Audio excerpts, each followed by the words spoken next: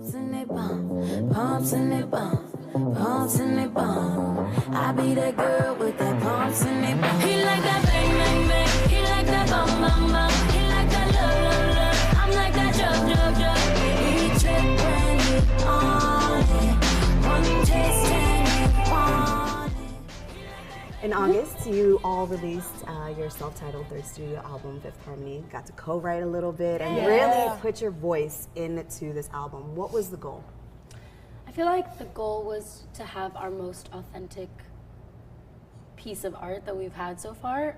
We've been together for 5 years now, so it was quite a process, being that we were a formulated girl group on a TV show, and there's a lot of, especially in the industry realm of things, people kind of doubting your abilities or your talents as an actual songwriter or as an actual artist. So it was kind of difficult, but we kind of gained the respect throughout the career with those songwriters and producers that we worked with and with our label, and they trusted us, and we demanded it also. We were like, we need to write on this album because we're all individually, singer-songwriters, and we're very passionate about that. So we wanted our voice to be as authentic as possible this round. What was the message that you all were trying to convey that was different from 727 or Reflection? I'm not sure if there was a particular message going in. I think that we were just really excited to kind of have the freedom for the first time. Like Lauren said, we never got the opportunity before, even though we are like singer-songwriters, being a manufactured girl group. I think people kind of paint this idea of us not being authentic or being able to be creative, but just the fact that we got a chance to be in the studio with one another, talk about our experiences and what we've been through. We could literally write a book about everything that we've gone through together and individually. So I think that that's kind of something we wanted to put through the music, and I think it's just growth as well, the place that we're in and just the happiness. I think that you can hear so much more through this body of work than any body of work before. I think it shows now more than ever. Yeah, and I feel like we also definitely, message-wise, like in our past albums, we wanted to keep the same messaging in terms of like, the girl power and self-love and self-discovery, and then just like having fun, like topics of life that we have touched upon, just in a more authentic voice this time than we ever have, because it came from us this time instead of people writing the songs for us. And I think what's also so special is the fact that we were able to play off of genres that we all collectively love and are into, such as R&B and soul and a little reggae in there. It's a mixture of things, and it was very important for us to incorporate that, so while we're on stage and performing these songs, we are in love with it and we feel confident about it. Was there a song off of the Fifth Harmony album that you consider like your baby because it really spoke to a real life experience? I would say Messy is a really special one that Normani and I That was the other one that I was thinking of. With the Dream Lab, who are some amazing, hilarious Aussies. They're so funny, so much fun. And it's kind of ironic because the song's more vulnerable. But it was so much fun writing with them and being able to connect. Normani and I were really inspired by the music, and we were like, you know what, let's talk about this, because sometimes, we have those songs where we're very confident and out there and everything's great, but we don't really have a lot of songs that kind of show that softer, more vulnerable, exposed side. So we were really feeling inspired that day by our emotions and, kind of getting in that little place.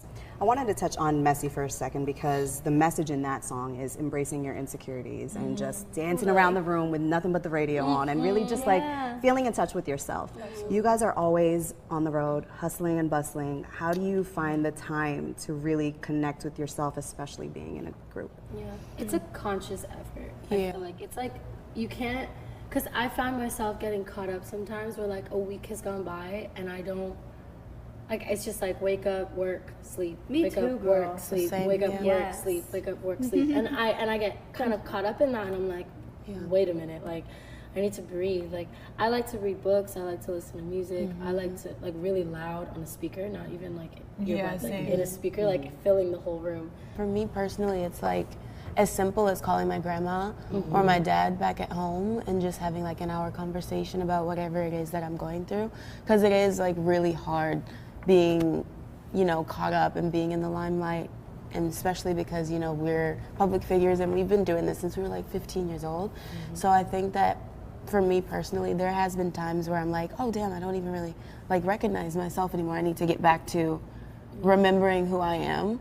And I think that just having a great support system around you, even with having each other, really does, it helps that a lot. And going to church helps me a lot too. So. I think it's as simple as like taking like a little blanket with you from home, little things that remind you of home. I bring my cousin with me in replacement of my mom. An actual human. Wendy, I need to step away a little bit.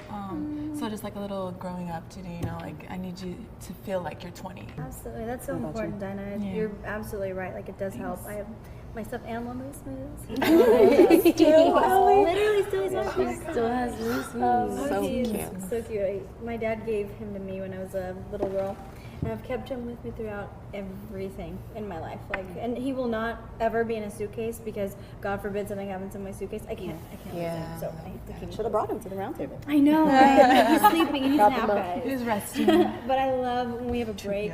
Just going home is so, I don't even know how to really describe it. So euphoric and therapeutic and so relaxing. And there's just nothing like being surrounded with your family members who just love you and adore you for who you are and who really know you for who you are.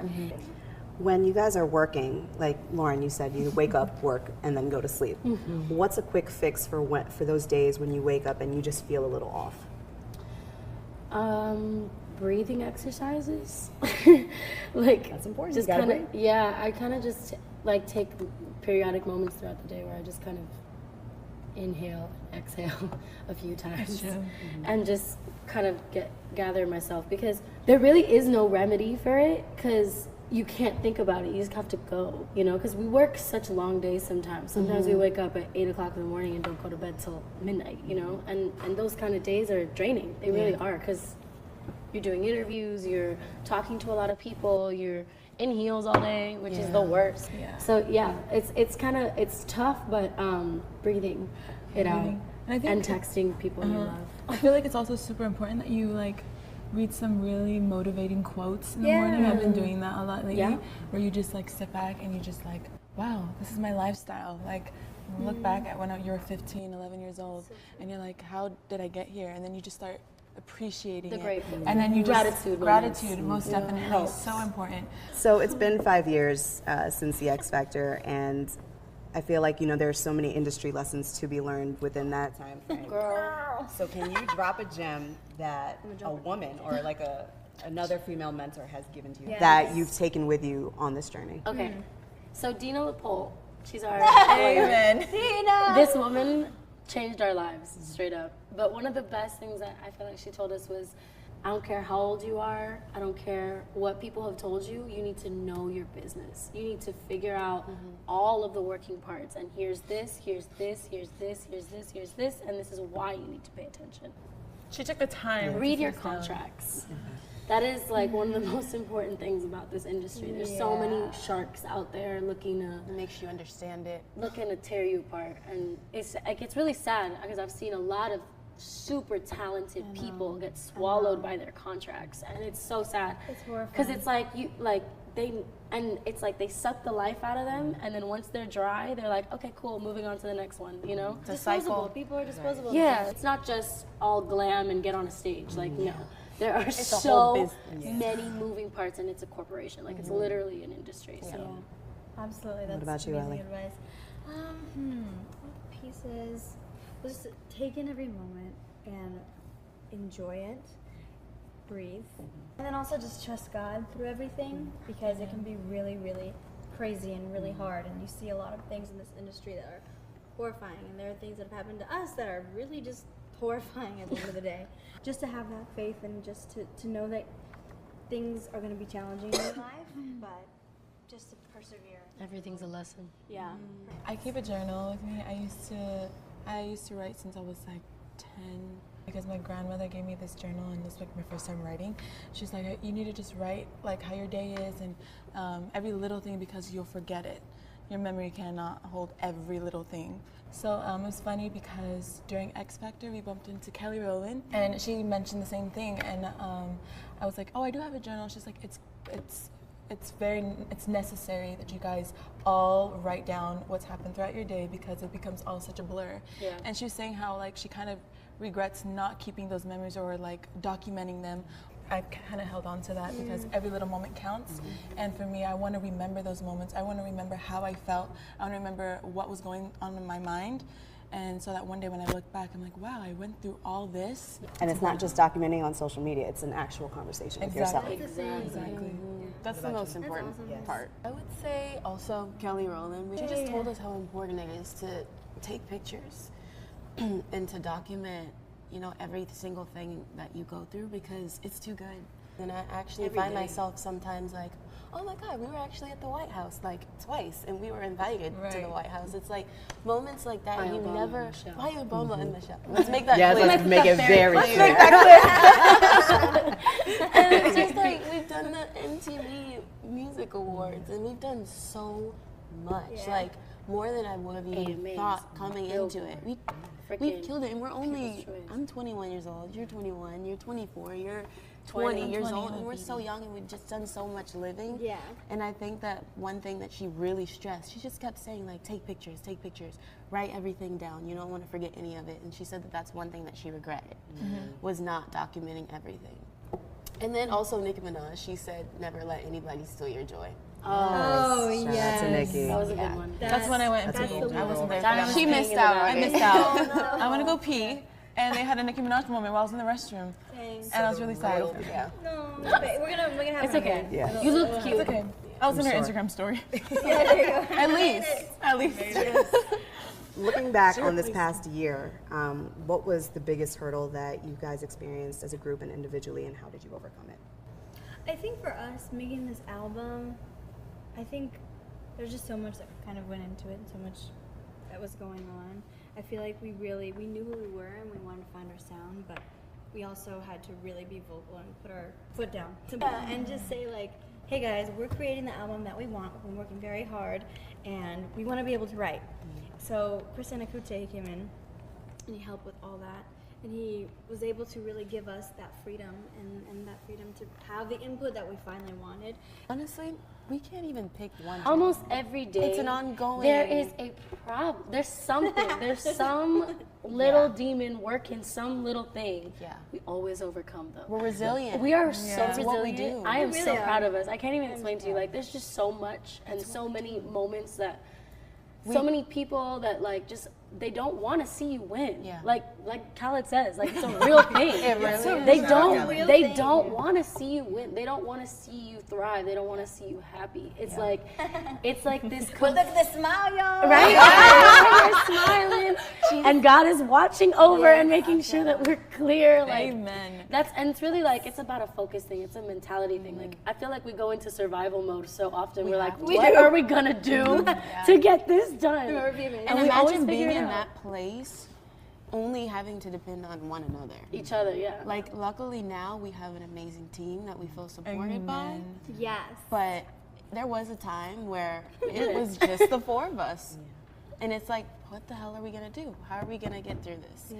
And I think that our resilience comes from each other. each other. And I think personally, like overcoming, like insecurity. I think I personally had a lot of growth with that this year. Oh my gosh, me too. More than ever in my life. I just have a really good support system around me, and like I'm very sure of myself and my purpose and like what I can offer the world. And when you do that, like when you separate your purpose from like, oh, what is everyone else doing and what? How can I be like that? Or you know what I mean? Like when you separate yourself from that, and you're like, I'm the shit. I'm the shit. I'm cool. Like, let me just be me. Let me just like elevate me. Because you're always all in your head. That's what I'm saying. And this in your industry does that to you. How do you maintain, and this is no pun intended, harmony within a group, but still be true to yourselves? I think the best thing is when you can kind of like take your ego and your pride away. Put it in a little box. Yeah, and say over like, here. And then analyze the burn it. situation. No, analyze the situation and just admit. I think the best thing, the most important thing in running a healthy group is admitting when you're wrong.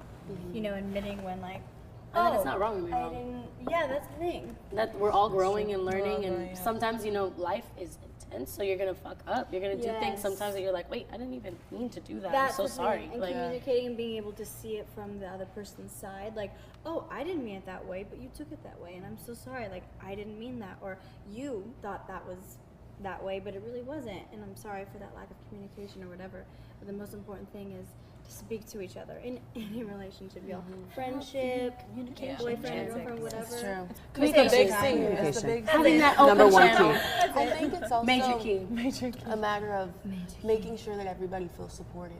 Because like what you asked, making sure that you still have your individuality while still Yes. supporting the group, which is the core of Absolutely. absolutely everything. I think just having everybody recognize, where home is, which is Fifth Harmony, and that's the root of it all. Like that's the source that kind of drives us all individually to be able to do anything else that we want to do. But in doing that, like, it's like, I'm happy for you, girl. Like, this is what makes your heart smile. Having that confidence and recognizing that each of us can be fucking great. Absolutely. And that I can be great, and you can be great, and you can be great, and you can be own great way, in your own way, and we can all shine.